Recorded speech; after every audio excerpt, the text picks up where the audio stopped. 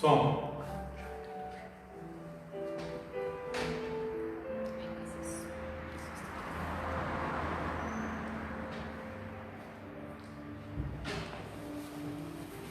Saudações, minha gente. Mais uma quarta-feira, mais um dia de festa nesta casa, no Centro Espírita Fraternidade.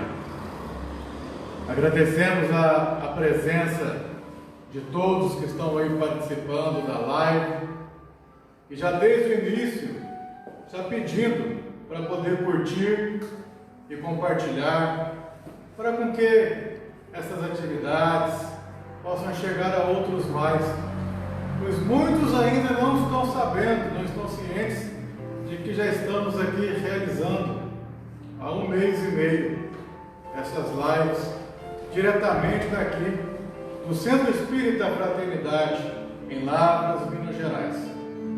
19h30, quarta-feira, nós tentamos aqui realizar esse trabalho e levar um pouco de informação, de lenitivo, de conforto, de paz a cada residência, a cada espírito que esteja assistindo. E tem-se oportunidade para quem não assistiu às outras lives. No próprio site, na própria página da casa, ele pode ter acesso às outras palestras com que aqui foram feitas e gravadas. Hoje um tema que sempre mexe muito conosco, que é a relação entre pais e filhos, familiares difíceis. Na verdade, quem são os nossos familiares? Quem é minha mãe? Quem são meus irmãos? Um tema que não temos a pretensão de esgotar aqui agora, pois ele é uma amostra de um tema que pode ser vastamente estudado e melhor compreendido, mas assim é o Espiritismo, assim é a palestra. É uma amostra de um grande tema que pode ser estudado e ser aprofundado. Espero que um dia a gente possa estar nos encontrando aqui o mais breve possível para podermos nos abraçar a fazer essa festa de quarta-feira. E sempre rogando também a todos para que cultivem o Evangelho no lar, este culto no lar de grande importância. E para aqueles que já o fazem, por que não, às vezes, mais de uma vez, nessa época que estamos mais restritos em casa, ampliar o Evangelho no lar, além da leitura edificante, que muito nos auxilia. Vamos à nossa oração inicial e passar a palavra a Lorena Mesquita, que irá nos presentear com este tema esta noite. Vamos então vibrar, com que essas vibrações possam atingir a todos e muito mais. Jesus, amigo, mestre, Jesus que nos presenteou com Maria, Mãe Santíssima, Mãe de amor, que aqui atende pelos mais aflitos, principalmente aos suicidas. Leve teu lenitivo àquele que infelizmente cometeu, mas leve também a força, o encorajamento, a vida, aqueles que pensam neste equívoco. Somos filhos de Deus, espíritos imortais. Te louvamos, ó Pai, por sermos filhos deste Criador. Agradecemos esta casa nas suas paredes físicas e espirituais, porque aqui nos acomoda. aos benfeitores, na grande maioria anônimos, porque estão aqui no trabalho incessante, pois não para, e levando as vibrações positivas, as vibrações de amor a cada lar, a cada espírito que estará conosco neste momento.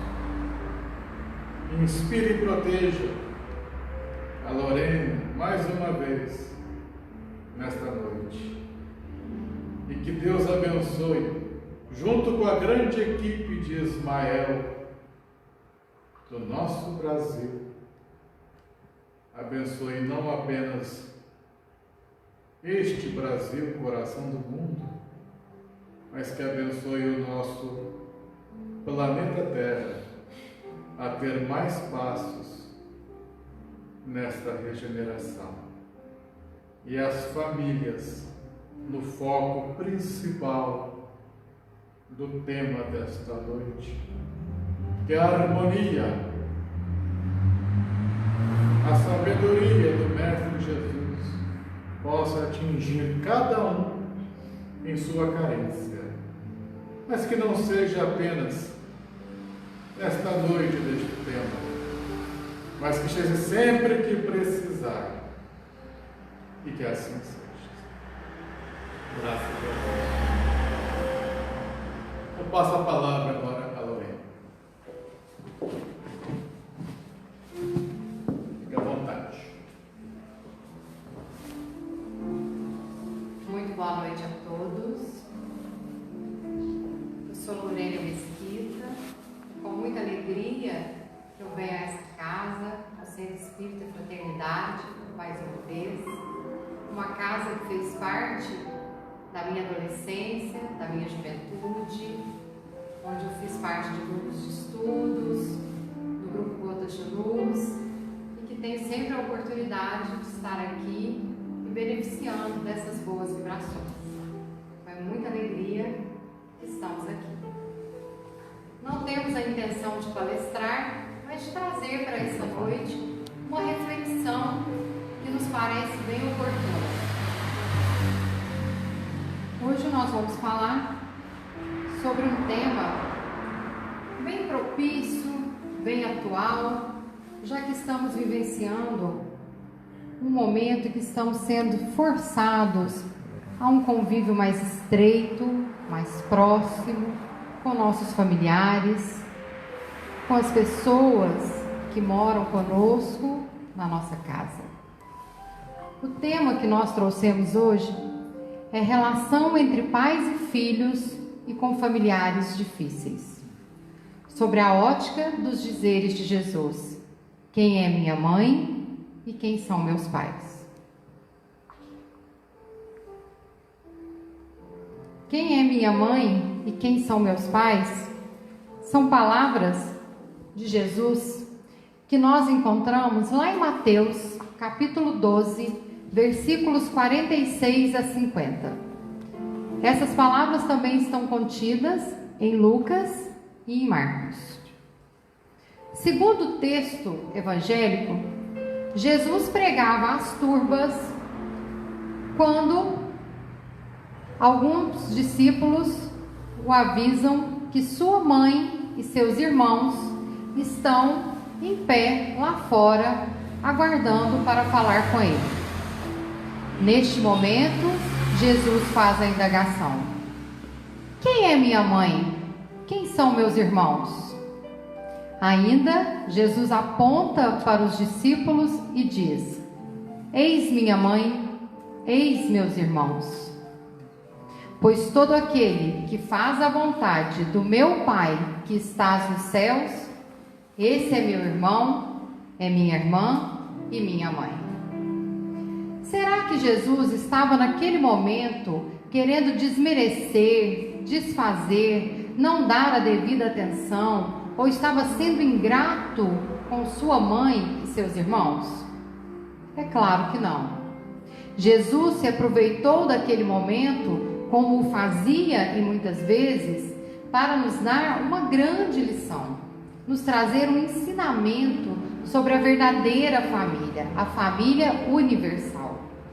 Com aquelas palavras, Jesus nos disse que família não são só aqueles que estavam lá fora, essa família terrena, a mãe e os irmãos de Jesus, mas todo aquele que é criatura de um mesmo Criador, todo aquele que é filho de um mesmo Pai e que faz a vontade deste Pai que está nos céus. Jesus quis nos dizer que nós caminharemos para essa família universal, que nós estamos estagiando em várias formas de amor para um dia alcançarmos o amor fraternal, chegar a amar todos os nossos irmãos e reconhecermos em todo próximo um parente, um irmão, um familiar, nesse contexto de família e amor universal. A partir daí, vamos falar então sobre família. Conceito de família. Família vem do latim famulus, que significa servente, servos de uma mesma casa, escravos que reportam a uma mesma grande personalidade. E na verdade é isso que somos. Nós somos serventes de um mesmo grupo familiar. Estamos numa família para servir e sermos servidos no limite de nossas necessidades. Então é isso que nós fazemos em família, essa cooperação para que todos aqueles membros do agrupamento familiar alcancem a sua evolução moral e individual de cada um. Família é o grupo social primário, é onde nós somos inseridos e onde recebemos os nossos primeiros ensinamentos, nossas primeiras lições de conduta, de moralidade, porque a partir dali, dessa base familiar que nós recebemos, nós vamos depois nos inserir em outros agrupamentos, em outros contextos sociais que fazem parte da nossa vida terrena. Família é a célula da sociedade, a base da sociedade, tanto que a família goza de especial proteção do Estado, o que significa que a família tem destaque, importância e proteção não só nas leis divinas, nas leis imutáveis de Deus. A família também tem proteção nas nossas leis terrenas. O Estado preserva a família por meio da nossa Constituição Federal, nosso Código Civil e outras legislações, dada a importância do contexto família. E dentro disso que Jesus nos ensinou, que família é a família universal, o Evangelho segundo o Espiritismo vem nos explicar que nós temos dois tipos de família. Nós temos a família ou parentela espiritual e a família ou parentela corporal. Família espiritual são espíritos simpáticos, espíritos que comungam dos mesmos ideais, espíritos que se buscam onde quer que eles estejam, espíritos que estão unidos pela afeição, pela simpatia e a semelhança de inclinações, espíritos que se encontram unidos antes dessa encarnação, durante essa encarnação e continuarão unidos depois dessa encarnação. Eles trabalham juntos para o seu progresso comum, ajudam outros espíritos, têm prazer em cooperar e se buscam onde quer que estejam. Unidos pelos pensamentos, eles vão estar juntos, se aproximar, seja na erraticidade, sejam encarnados ou em qualquer plano espiritual. Então, essa é a nossa família espiritual, que nos acompanha pelo pensamento, pela afinidade, pela coincidência de inclinações e tendências para o bem. Essa é a nossa família espiritual. Mas nós temos também a família ou parentela corporal. São as famílias que se unem aqui nesses laços corporais. São as famílias unidas pelo corpo físico, seja por consanguinidade, seja pela adoção, seja por técnicas de reprodução assistida, seja por afetividade. que nós sabemos que todos esses agrupamentos, todas essas formas de convivência correspondem à família. Embora Jesus, lá atrás, quando estava na cruz, em seus minutos finais, vendo Maria, sua mãe, Maria, irmã de sua mãe, Maria, esposa de Clopas, e vendo Maria de Magdala, e o amado discípulo João Batista, Jesus, a fim de consolar sua mãe, já olhou para ela e disse: mulher, eis aqui o teu filho. Filho, eis aqui a tua mãe. E nesse momento, João Batista já recebeu Maria em sua casa e viveram realmente como mãe e filhos. Então, os tipos de família, os arranjos familiares, as derivações familiares, elas pouco importam. O objetivo é de conviverem, de estarem ali unidos no mesmo agrupamento, burilarem aquela convivência e todos cooperarem para a evolução dos membros daquele conjunto familiar. Então, pode reunir nesses grupos familiares, nessa parentela corporal, espíritos simpáticos ou espíritos antipáticos. Os espíritos simpáticos, eles são reunidos numa mesma família com o propósito de estarem fazendo algum ajuste, de estarem ajudando um outro espírito que precise de um refazimento, de uma expiação, de alguma provação, e eles vêm juntos para aquela cooperação. Esses são os espíritos simpáticos. Mas na maioria das vezes nós recebemos nesses laços corporais espíritos antipáticos, espíritos que trazem consigo pendências, arestas, que foram entre si reciprocamente vítimas ou ofensores, que foram algozes um dos outros, e vêm nessa família corporal para que eles possam ter a oportunidade do resgate dos débitos que possuem para com os outros, para fazer a reparação, dos danos que outrora causou àquela outra pessoa. Então eles vêm para passar por provas e expiações que lhes permitirão resgatar os débitos que possuem com aquele outro ser. Então estarão naquela família espíritos com esse compromisso de resgate de débitos. A partir daí, qual é a função da família? Então a função da família realmente é o quê? Propiciar meios, condições, possibilidades para que aqueles espíritos venham nessa missão de reparação, de resgate, de refazimento, de modo a conferir a oportunidade a todos aqueles espíritos de evolução moral de cada um. Então é na família que nós encontramos essa oportunidade. Essa é a função da família. E como que a gente faz isso? Como que essa função da família vai acontecer? Por meio da reencarnação.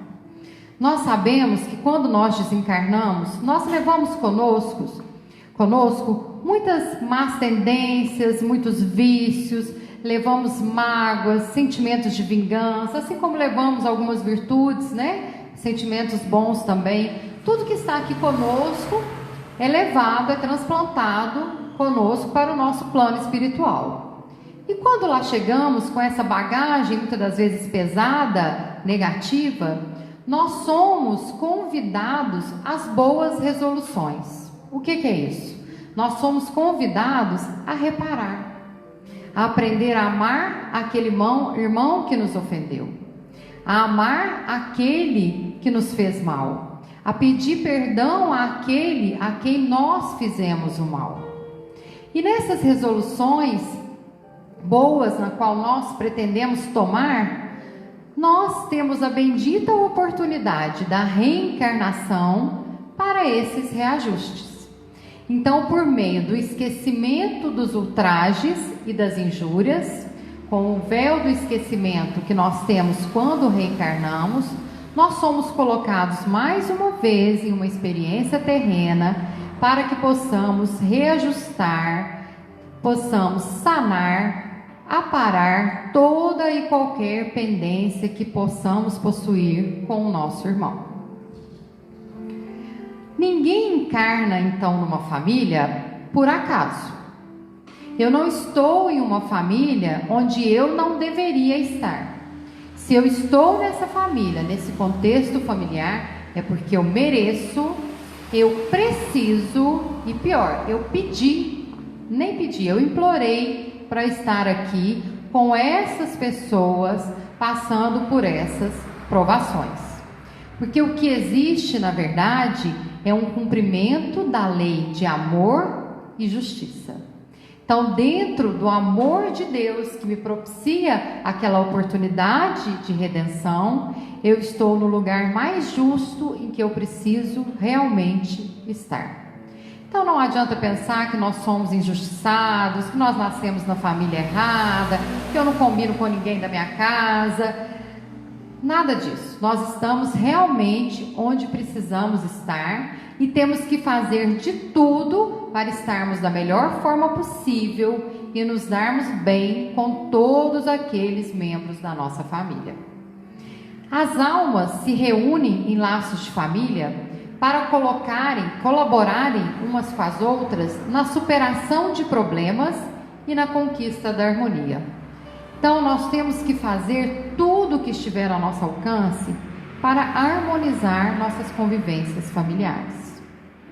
A exemplo desse cumprimento de lei de amor e justiça, nós temos a reencarnação de Segismundo. A reencarnação de Segismundo, ela é tratada lá no livro Missionários da Luz, de André Luiz, onde ele conta, salvo engano, capítulo 12 ou 13, eu vou resumir, de forma simples aqui, mas ele fala sobre a reencarnação de Segismundo, que encarnação pretérita, ele foi o assassino de Adelino. Adelino mantinha um relacionamento amoroso com Raquel, então Segismundo assassina Adelino e Raquel perde o bom caminho, acaba em prostíbulos e Segismundo é o algoz dessa tragédia. Então os três chegam no plano espiritual com toda essa bagagem negativa, com essa carga, com esses traumas dessa experiência terrena. Chegando no plano espiritual, eles são convidados a resolver as boas resoluções, ao entendimento, a aparar essas arestas que ficaram entre eles. Então, Segismundo é convidado a voltar à vida terrena, a reencarnar como filho de Raquel e Adelino. E assim o é feito. Mas a dificuldade é tanta que os bons espíritos têm que preparar as pessoas, os envolvidos, os protagonistas, os personagens dessa história, têm que estar dispostos ao perdão, ao amor, ao esquecimento de todos os trajes que sofreram ou que colaboraram para que isso acontecesse. Os amigos espirituais trabalham de tal forma que tem até que intervir perante Adelino para que não atrapalhe a hereditariedade, para que aquela concepção, para que a encarnação de Segismundo efetivamente aconteça. Então olha como que tudo é planejado, como que tudo tem um porquê, tem uma função, tem um motivo, e ainda como recebemos uma assistência espiritual enorme. Como temos a todo tempo ao nosso lado espíritos, amigos, protetores, nos ajudando a cumprir essa tarefa terrena.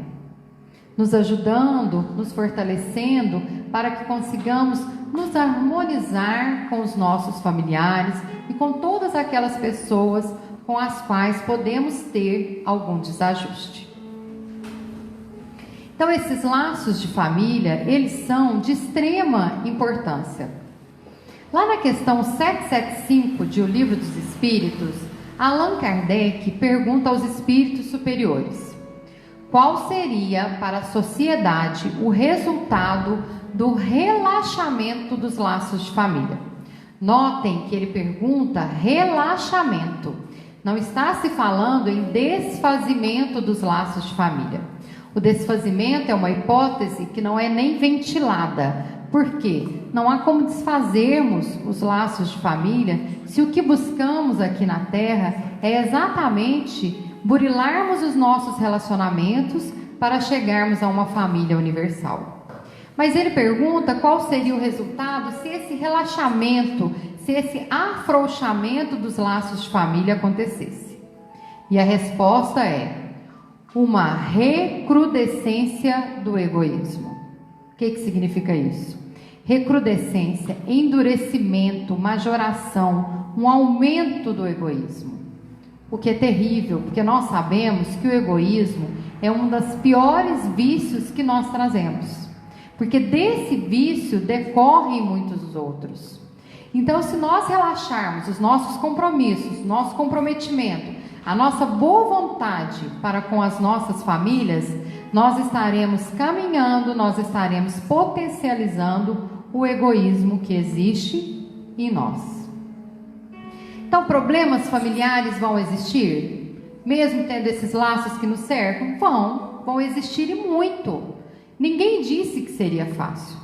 Se nós reencarnamos em uma família cujos laços corporais, as pessoas que estão ali unidas, são formadas de espíritos antipáticos, que possuem débitos a serem resgatados uns com os outros, como que a gente pode esperar que essa convivência vai ser fácil?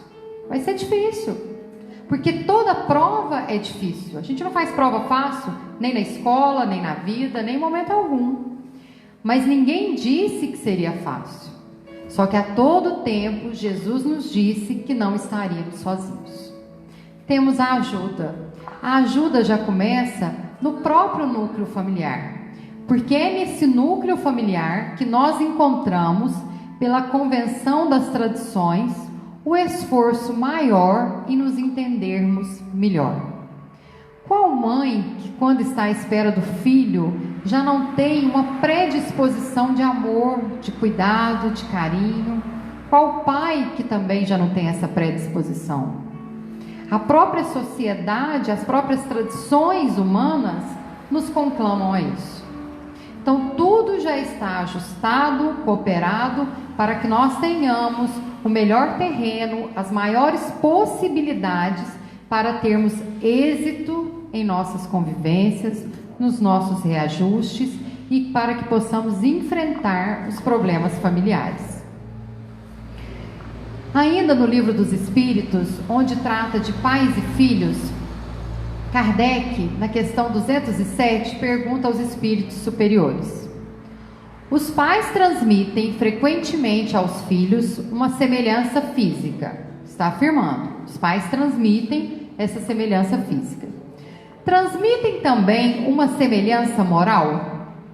Então, se os pais transmitem a semelhança física, Kardec está indagando aos espíritos superiores se os pais também irão transmitir alguma semelhança moral. Não, a resposta é negativa. Por quê? Porque o corpo procede do corpo. Então, o nosso corpo físico procede do corpo físico dos nossos pais, daí a transmissão de semelhança.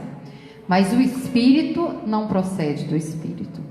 O espírito já existia antes da formação desse nosso corpo terreno, até porque não podemos nos esquecer que nós somos um espírito imortal em uma experiência terrena nessa encarnação. Mas, se os pais não transmitem nenhuma semelhança moral, na questão 208, na sequência, Kardec vai perguntar: os espíritos dos pais não exercem influência sobre o filho depois do nascimento? Já que não transmite, agora ele quer saber se os pais podem influenciar os filhos depois do nascimento. Sim.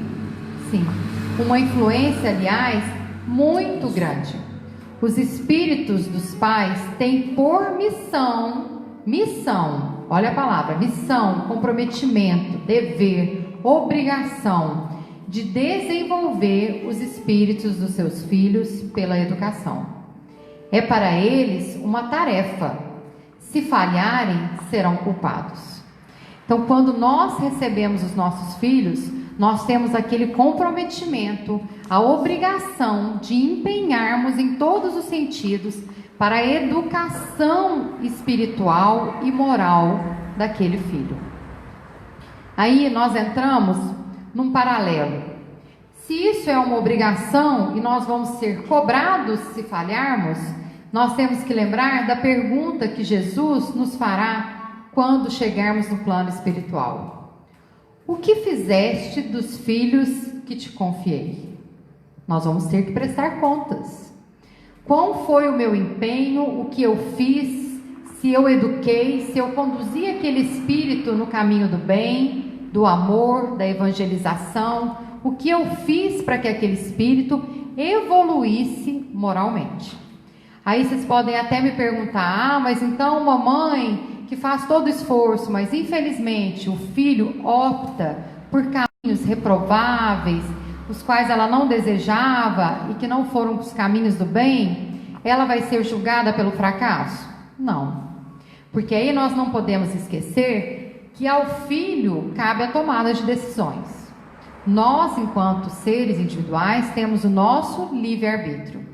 Mas os pais, nós pais, seremos julgados pelo empenho que tivermos dado na educação dos nossos filhos.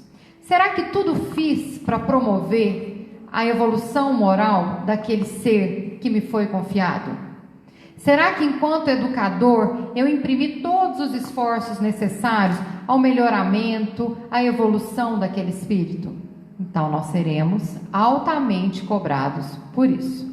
Em contrapartida, sobre o outro prisma, aqui os pais com a missão de fazer tudo para a evolução dos seus filhos, nós temos para os filhos uma outra obrigação. Honrai teu pai e tua mãe, a fim de que tenhas vida longa na terra que o Senhor, o teu Deus, te dá. Esse é um dos 10 mandamentos, e é um mandamento que vem com uma obrigação seguida de um benefício. É o único mandamento que tem um bônus. E notem que não estão pedindo que amemos os nossos pais, mas que os honremos. Honrai teu pai e tua mãe. Então nós temos a obrigação de honrar o nosso pai e a nossa mãe. Nós temos que ser gratos ao nosso pai e à nossa mãe. Gratos pela oportunidade de ter nos recebido como filhos. Aí muitos vão dizer assim, mas meu pai e a minha mãe não foram bons para mim, não me educaram como deveria, né? Vão ter vários julgamentos sobre a ótica e os olhares dos filhos. Não importa. Só pelo fato daqueles 2 seres, daqueles pais, terem permitido que eu viesse à vida por meio deles, terem permitido me receberem no seio familiar como filho deles, me dado a oportunidade da reencarnação, eu já tenho que ser grato a eles. Eu tenho uma dívida muito grande. Eles já são meus credores o suficiente para que eu os honre por toda aquela encarnação. Ainda que eles não façam mais nada, não se empenhem, que não convivam, que deleguem a minha educação, só o fato de terem sido pai e mãe, terem me recebido, me dado a vida nessa encarnação, eu já tenho a obrigação de honrá-los e respeitá-los. Notem que se nós seguíssemos apenas essas 2 afirmativas, né? Uma na obrigação enquanto filhos e outra enquanto pais, nós já teríamos um equilíbrio, uma harmonização muito grande das relações familiares. A família consanguínea entre os homens pode ser apreciada como centro essencial dos nossos reflexos. Reflexos agradáveis ou desagradáveis que o pretérito nos devolve. Essa frase que eu acabei de ler está lá no livro Pensamento em Vida, de Francisco Cândido Xavier, pelo Espírito Emmanuel, no capítulo 12. E ela é bem oportuna para esse contexto que nós estamos estudando hoje. A família, ela é o quê? Ela é o centro essencial dos nossos reflexos. Então, a família na qual eu me encontro hoje, ela reflete tudo aquilo que eu fiz, o que eu provoquei, o que eu busquei, bem como tudo aquilo que eu preciso para o meu melhoramento. Então, se eu estou com reflexos agradáveis ou desagradáveis nesse momento, nesses meus laços de consanguinidade, de família terrena, é porque eu provoquei tudo aquilo. Porque ou eu dei motivo, ou eu estou precisando daquilo para melhorar, ou as duas coisas. São reflexos próprios da minha existência, do que eu plantei, do que eu fiz nas minhas vidas pretéritas. Então, esses reflexos, a família é como se fosse a maré, que leva tudo o que a gente fez, mas depois ela devolve para nós. Se nós observarmos todas as pessoas da nossa família, muitos deles terão um pouco de nós. Nós veremos no outro que faz parte da nossa família, aquilo que nós temos em nós mesmos. O nosso defeito, nós vamos ver no outro, ou aquilo que a gente precisa melhorar. Nós somos formados daquilo. A família representa muito de nós.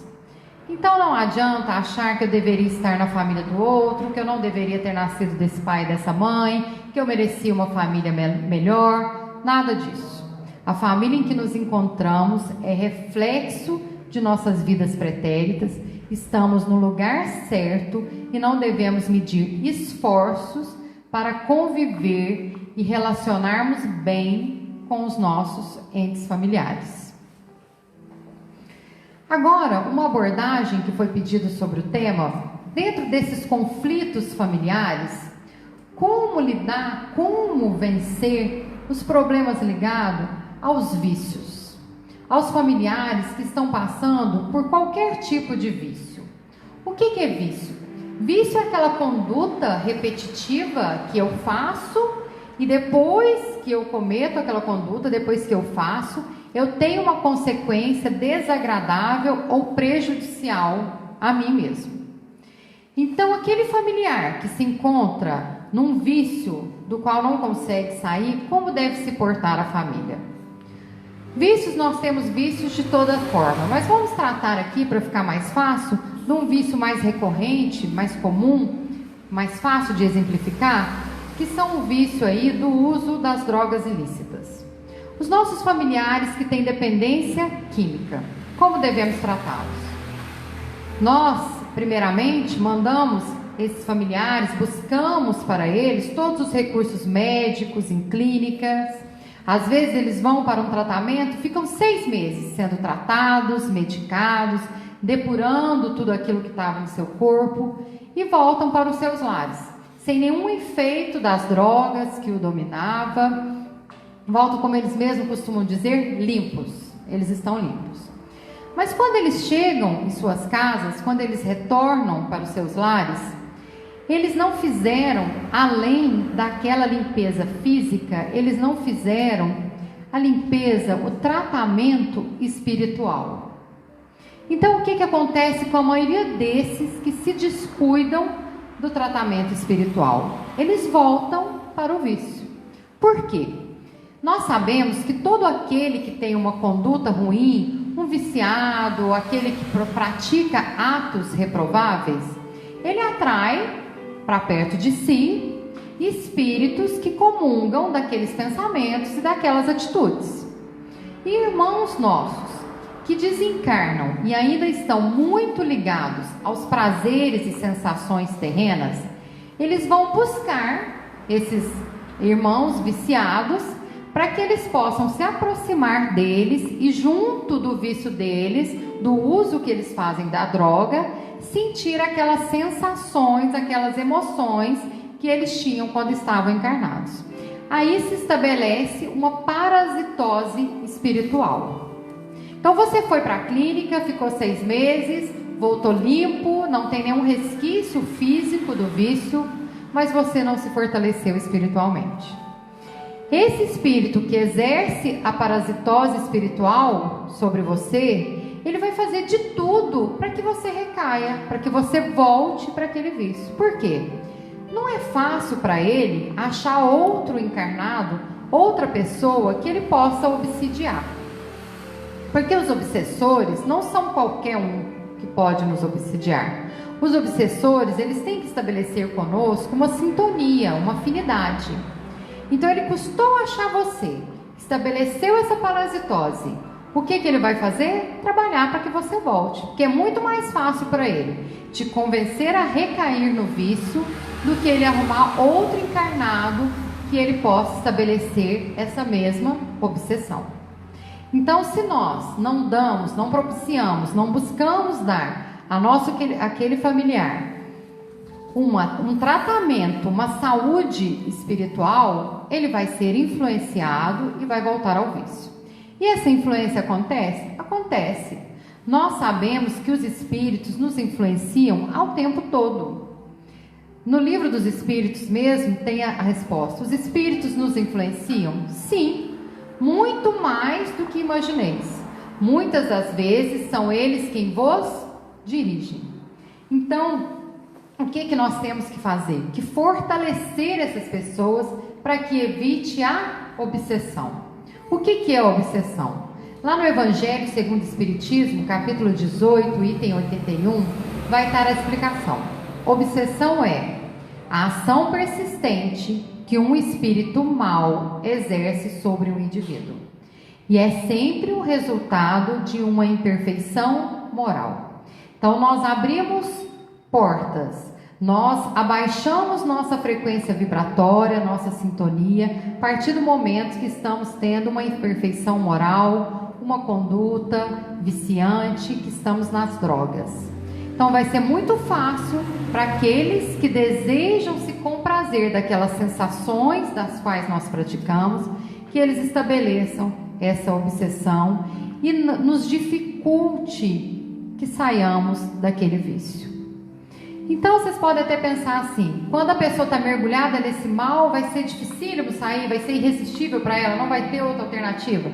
Posso desistir daquele parente, ele não vai melhorar, ele vai recair sempre mesmo, já foram muitas vezes? Não. Na questão 645 de O Livro dos Espíritos é perguntado: quando o homem está, de alguma forma, mergulhado na atmosfera do vício, o mal não se torna para ele um arrastamento quase irresistível?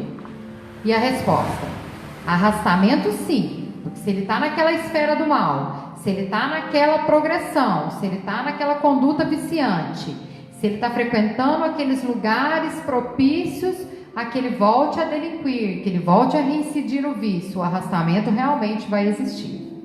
Mas ele é irresistível? Não, não é irresistível.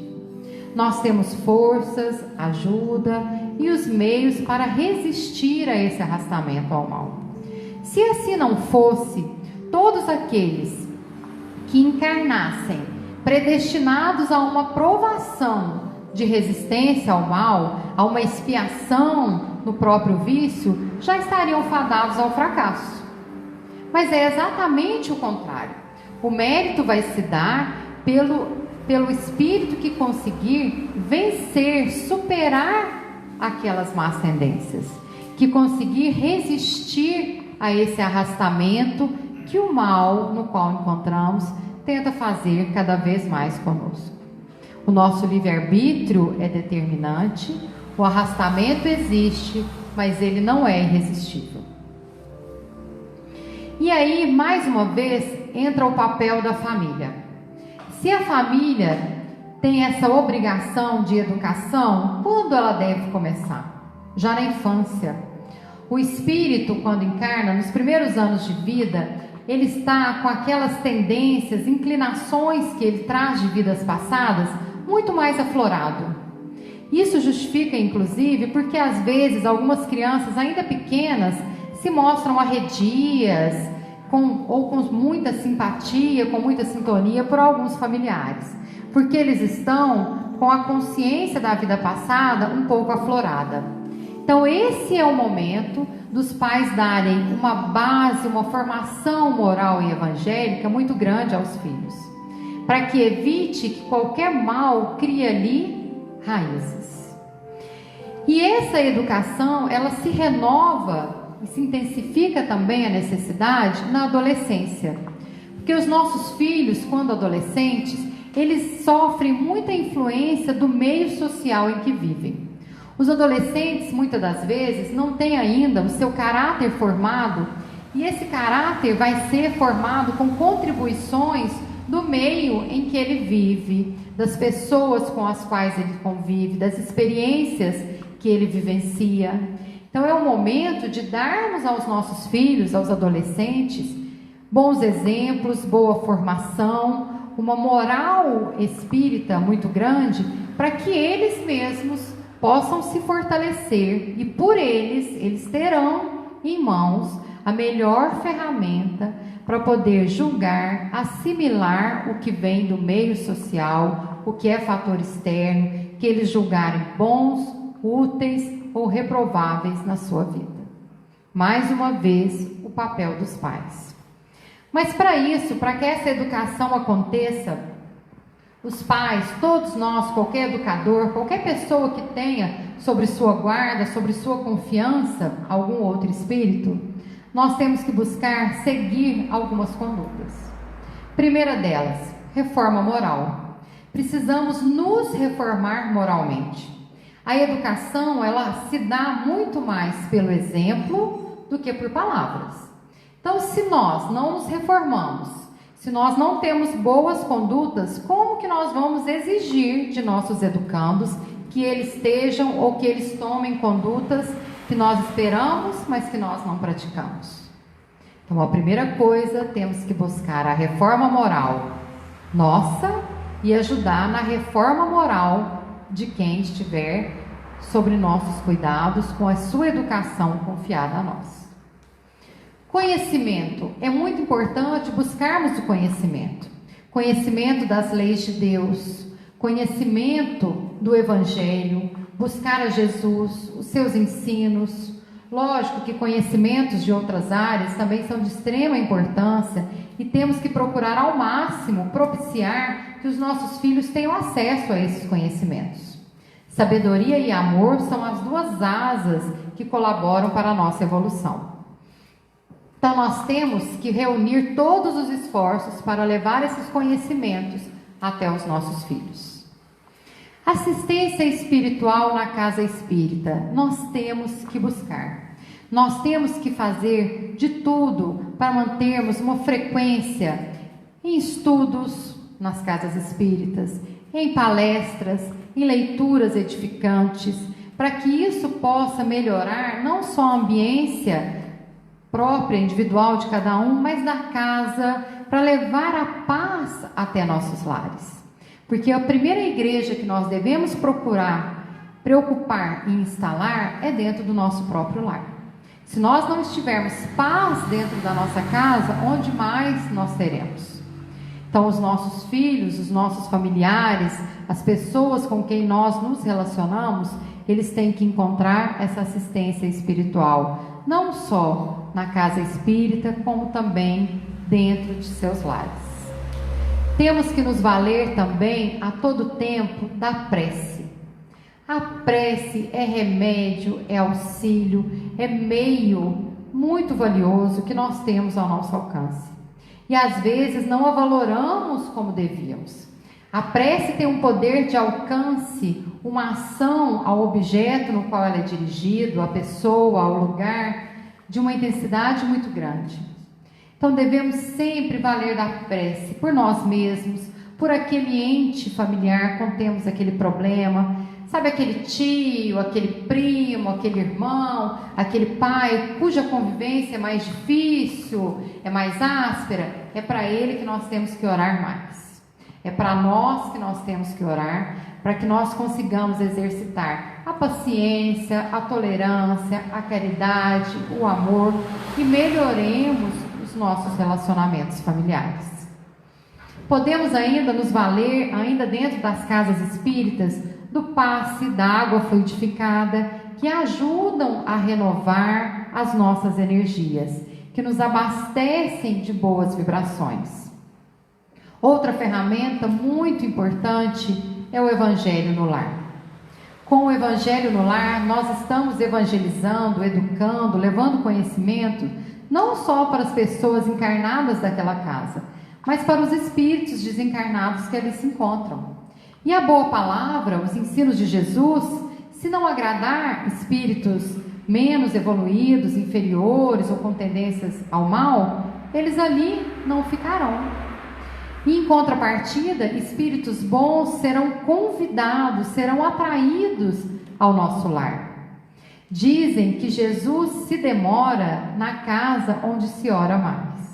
Então nós temos que fazer essa oração, esse evangelho no lar, para iluminarmos a nossa casa, fazermos com que ali seja um meio propício ao refazimento, às boas resoluções, à harmonia daquele grupo familiar e de todos que ali se adentram. E por último, e não menos importante, nós temos que buscar o serviço ao semelhante. Nós temos que buscar exercitar o amor por meio da caridade.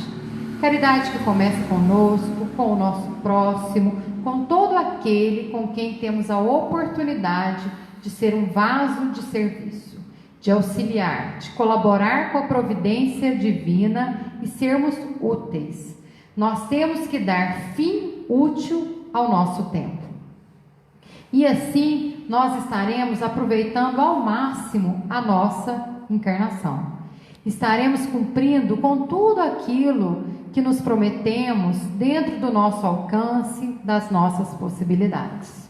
E estaremos contribuindo para que a paz reine em nosso lar, que, como nós dissemos, em nossa família, é a célula da sociedade, e possa ir se expandindo a toda a nossa comunidade, a nossa sociedade, a todos os agrupamentos que nós fazemos parte. E para finalizar, eu trouxe uma frase, uma resposta de Madre Teresa de Calcutá, quando perguntam a ela: o que você pode fazer para promover a paz mundial? E ela responde: vá para casa e ame sua família. Então essa é a nossa obrigação, essa é a nossa aprovação maior, é onde devemos empenhar os nossos maiores esforços para aprendermos a amar ao nosso próximo, a começar pelo próximo mais próximo, que pode ser aquele próximo que dá trabalho, que é difícil, mas é o nosso próximo que temos que aprender a amar primeiro. É aquele que se encontra dentro de nossas casas, nos nossos lares, com quem temos compromissos inadiáveis de reparação, de ajustamento e de exercício do amor. Que Jesus nos abençoe, nos ajude em nossas tarefas, em nossos comprometimentos, em nossas missões terrenas, para que possamos fazer de nossa família corporal e de nossa família espiritual um agrupamento de espíritos simpáticos e que buscam a sua evolução. Que Jesus nos abençoe hoje e sempre. Isso aí.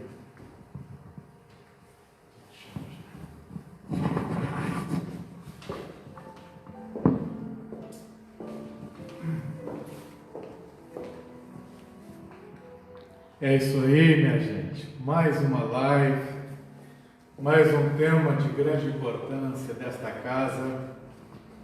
E olha que frase linda, né? O que você pode promover para a paz mundial?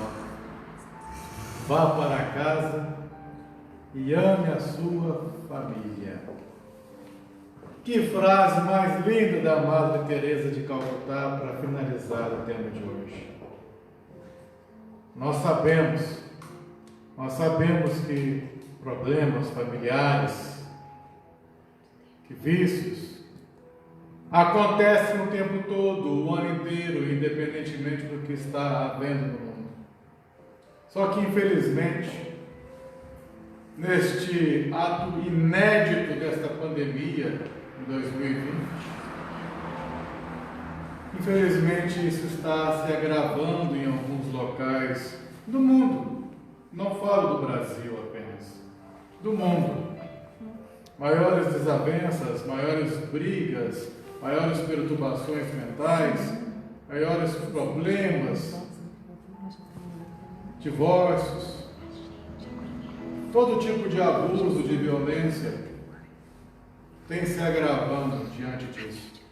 É o momento em que a peneira está batendo mais forte para ver qual a força espiritual, psíquica que aquela pessoa tem diante das turbulências.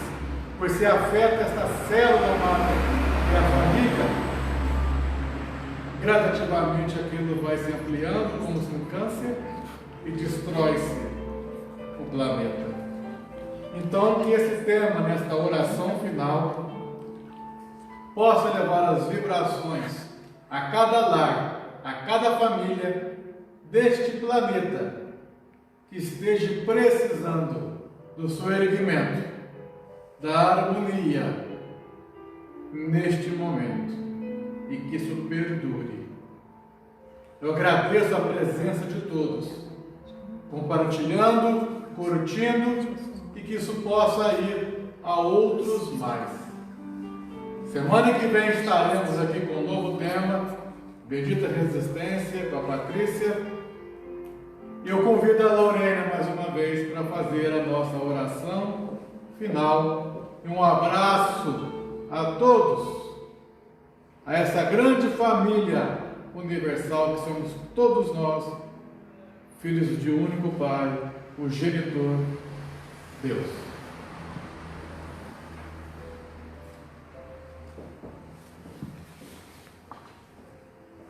Vamos agora aproveitar que já estamos com boas vibrações, sintonizados com os ensinamentos que acabamos de ouvir, e vamos pedir a Jesus, ao amigo espiritual, ao mentor de cada um de nós, que permaneçam ao nosso lado, nos intuindo, nos encorajando, nos fortalecendo para as boas resoluções.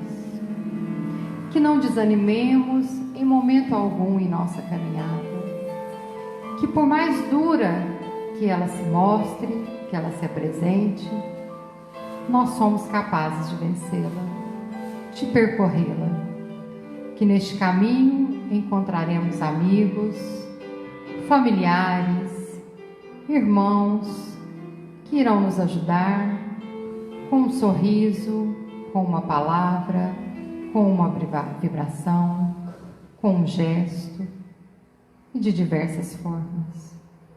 Não estamos sozinhos e estamos aptos a vencer as lutas, ao enfrentamento,